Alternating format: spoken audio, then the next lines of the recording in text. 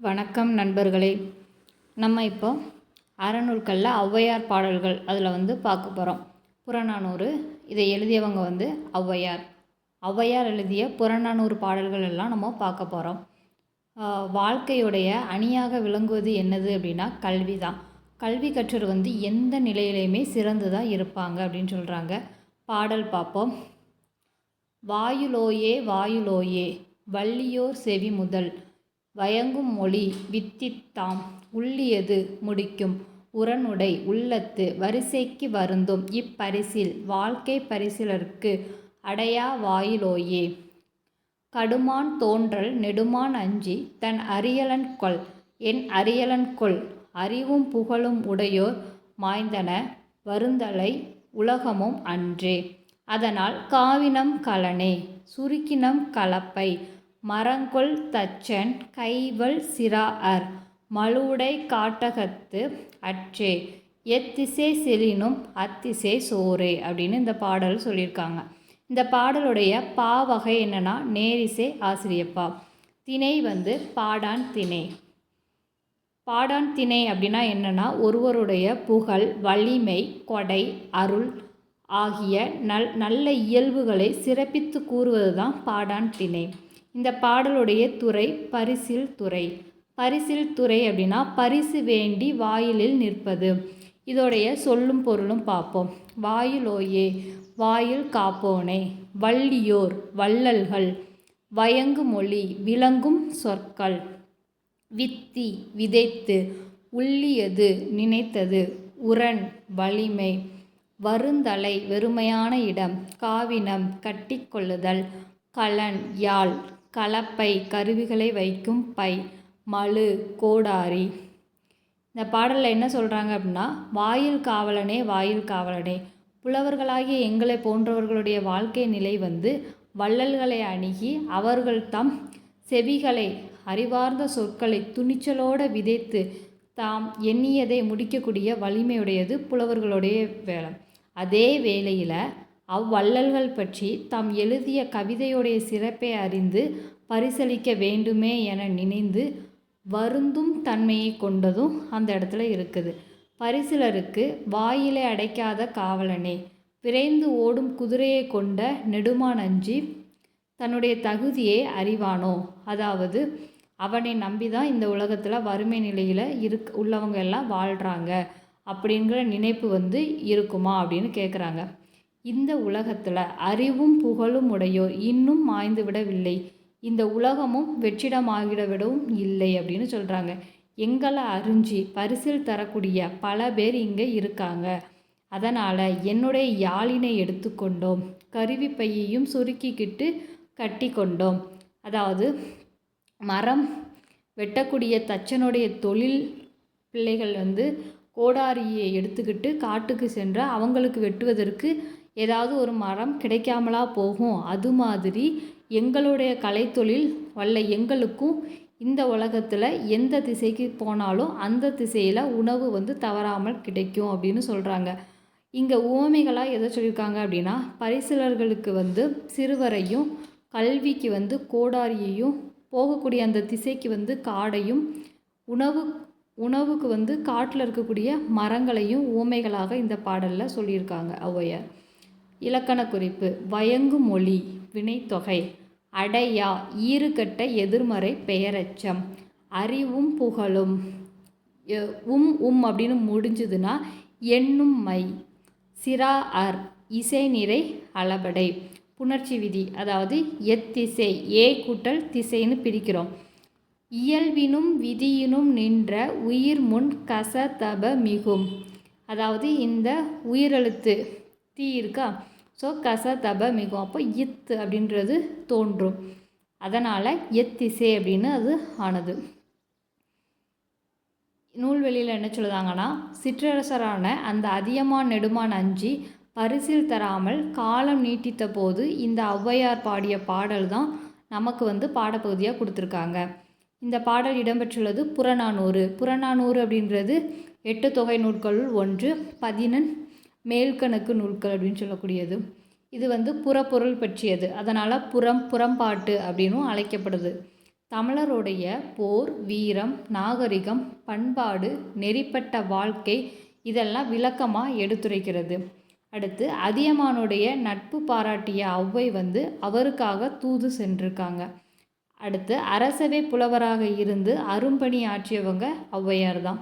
இவர் பாடியதாக அகநானூற்றில் 4, குறுந்தொகையில் 15, நற்றிணையில் 7, புறநானூற்றில் 33, மொத்தம் 59 பாடல்கள் பாடியதாக நமக்கு கிடைத்திருக்குது ஔவையார் பாடியதாக.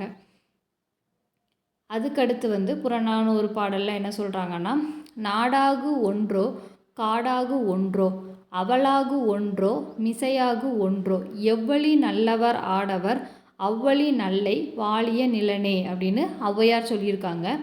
நிலமே, நிலத்தை பார்த்து நீங்கள் கேட்காங்க, நீ நாடாக இருந்தால் என்ன, காடாக இருந்தால் என்ன, பள்ளமாக இருந்தால் என்ன, மேடாக இருந்தால் என்ன, எங்கே வந்து ஆண்கள் நல்லவர்களாக இருக்காங்களோ அங்கே நீயும் நல்லதாக இருக்கிற நிலைமை, நீ வாழ்க அப்படின்னு சொல்கிறாங்க. இங்கே வந்து ஆண்கள் அப்படிங்கிறத மனிதர்களை வந்து குறிக்கிறது. சொற்பொருள் பார்ப்போம். ஒன்றோ அப்படின்னா தொடரும் சொல், அதாவது நாடாக ஒன்றோ அது வந்து முடிவு பெறலை. நாடாக இருந்தால் என்ன, காடாக இருந்தால் என்ன, அது வந்து முடிவு இல்லாமல் தொடர்ந்து வரக்கூடிய சொல், அதனால தான் தொடரும் அப்படின்னு சொல்கிறாங்க. அவள் அப்படின்னா பள்ளம், மிசை மேடு, ஆடவர் அப்படின்னா ஆண்கள் தான். ஆனால் இங்கே வந்து இந்த பாடலில் மனிதர்களை வந்து பொதுவாக குறிக்கிறது. நல்லை அப்படின்னா நல்லதாக இருக்கிறாய். நூற்குறிப்பில் என்ன சொல்கிறாங்கன்னா, புறநானூறு அப்படின்னா புறம் +4 +100, இது 8 தொகை நூல்களுள் ஒன்று. புலவர் பலர் இயற்றிய பாடல்களுடைய தொகுப்பு தான் இது. இதில் நம்ம இங்கே வந்து என்ன பார்க்குறோம்னா ஔவையார் பாடிய புறநானூறு பாடல் மட்டும்தான் பார்க்குறோம். 8 தொகையும் 10 பாட்டும் சேர்ந்தது தான் சங்க நூல்கள். சங்க இலக்கியம் வந்து 2000 ஆண்டுகள் பழமை உடையது. தமிழர்களுடைய வரலாறு, பண்பாடு ஆகியவற்றை அறிய உதவக்கூடிய நூலாக இந்த புறநானூறு வந்து திகழ்கிறது. ஆசிரியர் குறிப்பு பார்ப்போம். ஔவையார் வந்து சங்கப்புலவர், அதியமானுடைய நண்பர். இவருங்க வந்து அரிய நெல்லிக்கனியை அதியமானிடம் பெற்றவர். சங்க காலத்தில் பெண் கவிஞர் பலர் இருந்தனர். அவங்களில் மிகுதியான பாடல்கள் பாடியவர் யாருன்னா ஔவையார் தான். அப்புறம் சங்க பாடல் பாடிய இந்த ஔவையாரும் ஆத்திச்சூடி பாடிய ஔவையாரும் ஒருவர் கிடையாது, வேறு வேறு ஔவையார், வேறு வேறுவர். அப்புறம் மூதுரை, இங்கே வந்து கல்விக்கே எல்லை இல்லை, கல்வியை பற்றி தான் இங்கேயும் சொல்லியிருப்பாங்க. மன்னனும் மாசற கற்றோனும் சீர்தூக்கின் மன்னனின் கற்றோன் சிறப்புடையன், மன்னர்க்கு தன் தேசமல்லால் சிறப்பில்லை, கற்றோருக்கு சென்ற இடமெல்லாம் சிறப்பு அப்படின்னு ஔவையார் சொல்லியிருக்காங்க. மாசற அப்படின்னா குறைவு இல்லாமல், சீர்தூக்கின் ஒப்பிட்டு ஆராய்ந்து, தேசம் நாடு. இந்த பாடலுடைய பொருள் என்ன அப்படின்னு பார்த்தோம்னா, மன்னனையும் குறையில்லாமல் கற்றவரையும் ஒப்பிட்டு ஆராய்ந்து பார்த்தோம்னா மன்னனை விட கற்றவரே சிறந்தவர். மன்னனுக்கு தன் நாட்டில் மட்டுமே சிறப்பு, கல்வி கற்றவருக்கு சென்ற இடமெல்லாம் சிறப்பு அப்படின்னு இந்த பாடலில் சொல்லியிருக்காங்க. இந்த நூலுடைய ஆசிரியர் ஔவையார். இவர் ஆத்திச்சூடி, கொன்றை வேந்தன், நல்வழி போன்ற நூல்களையும் இயற்றியுள்ளார். மூதுரை என்னும் சொல்லுக்கு மூத்தோர் கூறும் அறிவுரை என்பது பொருள். சிறந்த அறிவுரைகளை கூறுவதால் இந்த நூல் மூதுரை அப்படின்னு சொல்கிறாங்க. 31 பாடல்கள் வந்து கொண்டது மூதுரை. புக் பேக் பார்க்குறோம். மாணவர்கள் நூல்களை மாசற கற்க வேண்டும், குற்றமில்லாமல் கற்க வேண்டும். இடமெல்லாம், இடம் கூட்டல் எல்லாம், ஆப்ஷன் 2. மாசற, மாசு ப்ளஸ் அற பிரித்தெழுத கிடைப்பது, ஆப்ஷன் 2. குற்றம் ப்ளஸ் இல்லாதவர், குற்றம் இல்லாதவர், ஆப்ஷன் 1. சிறப்பு ப்ளஸ் உடையார், சிறப்புடையார் சேர்த்தெழுத கிடைப்பது, ஆப்ஷன் 2. அறிவுசால் ஔவையார் வந்து பார்க்க போகிறோம். கல்வி அறிவில் சிறந்த அறவோரையும் நல்லொழுக்கம் மிக்க மக்களையும் கொண்டது தான் நம்மளுடைய தமிழ்நாடு. இதை போற்றி பாதுகாக்க வேண்டியது வந்து மன்னருடைய கடமையாக இருந்தது. மன்னர்களுக்கே அறிவுரை சொல்லக்கூடியது வந்து சிறந்த புலவர்கள் அவங்களுக்கு வந்து இருந்தது. அப்படி இருக்கும்போது 2 நாட்டுகளுக்கு இடையே நடைபெறக்கூடிய போரை ஔவையார் வந்து பேசி தடுத்த நிகழ்வாக தான் நாடகமாக இந்த பாடத்தில் பார்க்க போகிறோம். காட்சி 1 என்ன சொல்கிறாங்க அப்படின்னா, அதியமான் அரண்மனையில் வந்து இது நடக்குது. அதியமான், ஔவையார், அமைச்சர் இவங்க எல்லோரும் இருக்காங்க. அப்போ வந்து ஔவையார் சொல்கிறாங்க, நான் வந்து நீ உன்னுடைய நட்பால் கட்டி போட்டு விட்டுட்டேன் என்னைய, நான் இங்கே வந்து உன் அரண்மனையில் தங்கியே விட்டுட்டேன், ரொம்ப நாளாக இங்கே தான் இருக்கேன் அப்படின்னு சொல்லவும் அதியமான் சொல்கிறாங்க, அது வந்து எனக்கு கிடைச்ச பெரும் பேரு தானே அப்படிங்காங்க.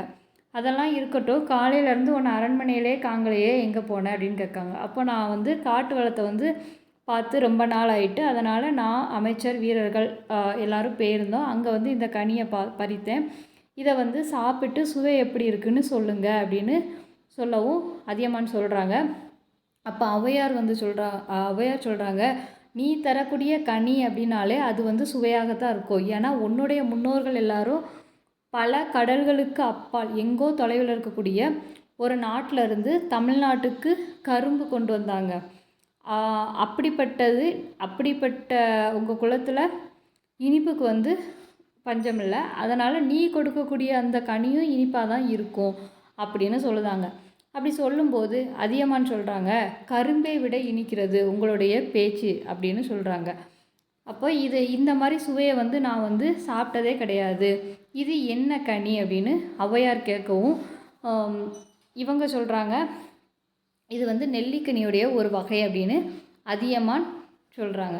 அப்போ அதியமான் அப்படி சொல்லும்போது அமைச்சர் வந்து சொல்கிறாங்க, அரசர் வந்து ரொம்ப எளிமையாக சொல்கிறாங்க, ஆனால் இது வந்து எங்கேயுமே கிடைக்காத ஒரு எளிதாக கிடைக்கக்கூடிய கனி, இது கிடைப்பதற்கு அரிதான நெல்லிக்கனின்னு சொல்லுதாங்க. இதை ஒரு முறை தான், எப்போவாவது ஒரு முறை தான் இது வந்து காய்க்கும், அப்படிப்பட்ட கனி வந்து இதில் வந்து மரத்தில் ஏறி படிக்கிறதுக்கு நம்மளுடைய வீரர்களால் கூட முடியலை. அப்போது நம்மளுடைய அரசர் தான் முயன்று அதில் ஏறி பறித்தாங்க. அப்போது ஔவையார் வியப்போடு கேட்காங்க, அதியமானே, மலையுச்சியில் இருந்த மரத்தில் ஏறி இதனை பறித்தாயா அப்படின்னு கேட்காங்க. அது மட்டுமல்ல அப்படின்ட்டு அமைச்சர் சொல்கிறாங்க, இந்த கனி உண்டவர்கள் வந்து நோய் நொடியின்றி நீண்ட காலம் வாழ்வாங்கன்னு பெரியோர்கள்லாம் சொல்லியிருக்காங்க அப்படின்னு சொல்லுதாங்க. அப்போது ஔவையார் சொல்கிறாங்க, அதியமானே, என்ன செயல் செய்து விட்டாய், நீ நாட்டை காக்கக்கூடிய பொறுப்பு உனக்கு இருக்குது, அப்போ நீ தானே இதை வந்து சாப்பிட்ருக்கணும், நீ எதுக்கு எனக்கு கொடுத்த, நீ எதுக்கு சாப்பிட வச்சுருக்க, நீ முன்னாடியே எனக்கு தெரிஞ்சிருந்தால் நான் உன்னை சாப்பிட வச்சுருப்பேன் அப்படின்னு ஔவையார் சொல்கிறாங்க. அப்போ அதியமான் சொல்கிறாங்க, என்னை போல் ஒரு அரசர் இறந்து போனால் வேறு ஒருவர் வந்து அரசராகி விடுவார், ஆனால் உங்களை போன்ற அறிவில் சிறந்த புலவர்கள் ஒருவர் மறைந்தால் அந்த இழப்பை யாராலுமே ஈடு செய்ய முடியாது அப்படின்னு இவங்க சொல்லுதாங்க. இதில் ஔவையார் ஒரு பாடல் சொல்லியிருக்காங்க, சிறி இலை நெல்லி தீங்கனி குறியாது ஆதல் நின்னகத்து அடக்கி சாதல் நீங்க யமக்கீந்தனையே அப்படின்னு சொல்கிறாங்க. அப்புறம் அடுத்த காட்சியில் என்னதுன்னா, அதியமானும் ஔவையாரும் பேசிக்கிடுதாங்க. அதியமான் வந்து ரொம்ப முகத்தில் கவலையோடு இருக்காங்க. அப்போ ஔவையார் வந்து, உங்களுடைய மக்களுடைய முகத்தில் கவலையோடைய நிழல் கூட படிய விட மாட்டீங்க நீங்கள், அப்படி இருக்கக்கூடிய மன்னர் நீங்கள் எதுக்காக இப்போ கவலையோடு இருக்கீங்க அப்படின்னு கேட்கும்போது அதியமான் சொல்கிறாங்க, ஒரு ஒற்றர் வந்து இன்னைக்கு காலையில் வந்து ஒரு செய்தி வந்து கொடுத்தாரு, தொண்டைமான் வந்து போர் படையெடுக்கிறதுக்கு வாராராம் அப்படின்னு சொல்லுதாங்க. அப்போது நீங்கள் வந்து போர்க்களத்துக்கு அஞ்சவே மாட்டீங்க, ஏன்னா அதியமான் நெடுமான் அஞ்சி அப்படிங்கிறது அப்படிங்கிறது உங்கள் பேர்லேயே இருக்குது, நீங்கள் போருக்கு தான் அஞ்ச மாட்டீங்கள்ல, பிறகு எதுக்கு இவ்வளோ கவலையோடு இருக்கீங்க அப்படின்னு கேட்காங்க. அப்போது எனக்கு வந்து போர் செய்தது புதுசு கிடையாது, பழசு தான், நான் நிறைய போரில் வெற்றி பெற்றிருக்கேன், ஆனால் அந்த போரில் வந்து தந்தை இழந்த மகன்கள், அதுக்கப்புறம் கணவனை இழந்த மனைவிகள், இந்த மாதிரி நிறைய பேர் தன்னுடைய குடும்பத்தை இழந்து வந்து தான் நாங்கள் வந்து போரை வெற்றி பெற்றிருக்கோம், அதனால தான் எனக்கு வந்து ஒரு தயக்கமாக இருக்குது அப்படின்னு சொல்லவும் இவங்க ஔவையார் சொல்கிறாங்க, அன்பில் சிறந்த அதியமானே, இதுதான் உன் கவலையாய், இதை என்னிடம் விடு, நான் வந்து பேசிட்டு வாரேன் அங்கே போய் தொண்டைமான்கிட்ட அப்படின்னு சொல்கிறாங்க. அப்போ அதியமான் ஆனால் அப்படின்ட்டு ஆரம்பிக்கார். அதாவது அப்படி சொல்ல வரவுமே ஔவையார் என்ன சொல்கிறாங்கன்னா, உன்னுடைய வீரத்துக்கு எந்த ஒரு களங்கமுமே வராது, அப்படி வந்து நான் போய் பேசிட்டு வரேன் அப்படிங்காங்க. அப்புறம் தொண்டைமான் அரண்மனைக்கு ஔவையார் வந்து போயிருந்தாங்க. அங்கே உள்ள படைத்தலைவர் வந்து இப்படி அதியமான்கிட்டருந்து ஒரு ஒற்றர் வந்து வந்திருக்காங்க ஔவையார் அப்படின்னு சொல்லியிருக்காங்க. வரட்டும், அவங்க வந்து நம்மளுடைய படைக்கருவிகள் எல்லாத்தையும் பார்த்து பயந்து அதியமான்கிட்ட போய் சொல்லட்டும் அப்படின்னு சொல்லிட்டு சொல்லுதாங்க. அப்போ தொண்டைமான்கிட்ட வந்து ஔவையார் பேசுகிறாங்க. பேசும்போது நீங்கள் வந்து என்னுடைய படைக்கருவிகளை பார்க்கறதுக்கு வாங்க அப்படின்னு தொண்டைமான் கூப்பிடுதாங்க. அப்போது ஔவையார் சொல்லுதாங்க, எதுக்கு அந்த படைக்கருவியெல்லாம் நான் வந்து பார்க்கணும் அப்படிங்காங்க. இதை வந்து பார்த்துட்டு போய் உங்கள் அரசர்கிட்ட போய் சொல்லுங்கள், இங்கே எவ்வளோ காணம் இருக்குது என்ன அதுன்னு போய் சொல்லுங்கள் அப்படின்னு சொல்லிட்டு சொல்லுதாங்க. அப்புறம் சரின்ட்டு இவங்களும் போய் அந்த படைக்கருவிகள் எல்லாத்தையும் பார்க்காங்க. பார்த்துட்டு இங்கே பார்த்தீங்களா எல்லா படைக்கருவிகளும் எப்படி அழகாக இருக்குது, நிறைய படைக்கருவிகள் வர வில், அம்பு, வேல், ஈட்டி, வாள், கேடயம், மழு அப்படின்ட்டு நிறைய கருவிகள் வர இங்கே இருக்குது, எல்லாம் எப்படி இருக்குது என்ன ஏதுன்னு தொண்டைமான் வந்து ஔவையார்கிட்ட சொல்லும்போது ஔவையார் சொல்லுதாங்க, அழகாக இருக்குது, உங்களுடைய கருவிகள் எல்லாம் அழகாக அடுக்கி வச்சுருக்கீங்க, புத்தம் புதுசாக நல்லா பளபளன்னு இருக்குது அப்படின்ட்டு சொல்கிறாங்க. அப்போது உங்களுடைய அதியமானுடைய படைக்கருவிகளை பற்றி சொல்லுங்கள். அதை ஏன் கேட்குற, நீ இவ்வளோ அழகாக வச்சுருக்க, அங்கே அப்படிலாம் கிடையாது, அங்கே உள்ளது எல்லாம் போரில் வந்து இரத்தக்கரையாகி நுனி உடஞ்சி கூறு மழுங்கி கொல்லனின் பற்றையில் வந்து அது கிடக்குது, அதனால் அதெல்லாம் பேசுகிறதுக்கு ஒரு இதுவும் இல்லை அப்படிங்கிறது மாதிரி சொல்கிறாங்க ஔவையார். அப்போது தொண்டைமானுடைய முகம் மாறுது. ஔவையார் கேட்காங்க, எதற்கு உன்னுடைய முகம் வந்து இப்படி மாறி போகுது அப்படின்னு சொல்லிட்டு. இல்லை என்ன எனக்கு வந்து ஒரு குழப்பி விட்டுட்டீங்க நீங்கள் பேசி அப்படின்னு. அப்போ என்ன குழப்பம் அப்படின்னு கேட்காங்க. இல்லை, என்னுடைய படைக்கருவிகள் அதோடைய அளவு அழகு எல்லாத்தையும் நீங்கள் பாராட்டி கூறும்போது எனக்கு உள்ளுக்குள்ளே சந்தோஷமாக இருந்தது, ஆனால் இப்போ வந்து